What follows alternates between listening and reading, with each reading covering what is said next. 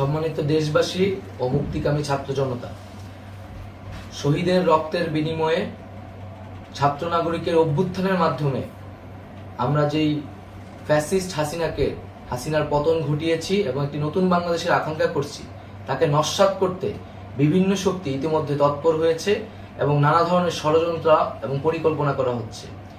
আমরা মুক্তিকামী ছাত্র জনতার পক্ষ থেকে স্পষ্টভাবে বলতে চাচ্ছি যে এই বাংলাদেশকে ফ্যাসিবাদী রেজিম থেকে মুক্ত করার জন্য এবং একটি নতুন বাংলাদেশ, জনগণের বাংলাদেশ প্রতিষ্ঠার জন্য সকল ধরনের ষড়যন্ত্রকে নস্যাৎ করার জন্য, প্রতিহত করার জন্য বাংলাদেশের ছাত্র জনতা কিন্তু সদা প্রস্তুত রয়েছে। আমরা দেখতে পাচ্ছি নানান জায়গায় লুটপাট, সহিংসতা এবং সাম্প্রদায়িক হামলার মতো ন্যাক্কারজনক ঘটনা ঘটছে। আমরা এর তীব্র নিন্দা জানাচ্ছি এবং আমরা মুক্তিকামী ছাত্র জনতার প্রতি আহ্বান জানাচ্ছি যে এই ধরনের ঘটনাকে প্রতিহত করার জন্য আমাদেরকে প্রস্তুত থাকতে হবে, আমাদেরকে দায়িত্ব নিতে হবে। কেউ যাতে এই আন্দোলনকে নস্যাৎ করার জন্য এই ধরনের ঘটনা ঘটানোর সুযোগ না পায়, সেদিকে আমাদের সদা সতর্ক থাকতে হবে।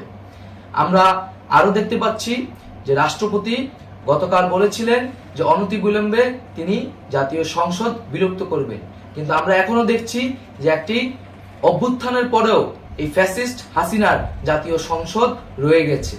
তাই আমরা ঘোষণা করছি যে আজ দুপুর ৩টার মধ্যে এই ফ্যাসিস্ট হাসিনার যে জাতীয় সংসদ, সেই সংসদের বিলুপ্তি ঘোষণা করতে হবে। যদি আজ বিকাল ৩টার মধ্যে এই জাতীয় সংসদের বিলুপ্তির ঘোষণা না আসে, তবে আমরা কঠোর কর্মসূচি দিতে বাধ্য থাকব।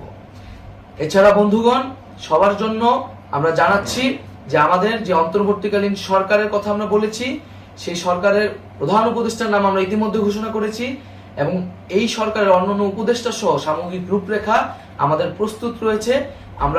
আমরা খুব শীঘ্রই সেই রূপরেখাটি জাতির সামনে উপস্থাপন করব। আমরা বাংলাদেশে স্থিতিশীলতা চাচ্ছি, সমাজে ন্যায় বিচার চাচ্ছি, সেজন্য কার্যকর পদক্ষেপ নিতে হবে এবং তার প্রথম পদক্ষেপটি হতে হবে এই জাতীয় সংসদ ভেঙে দেওয়া।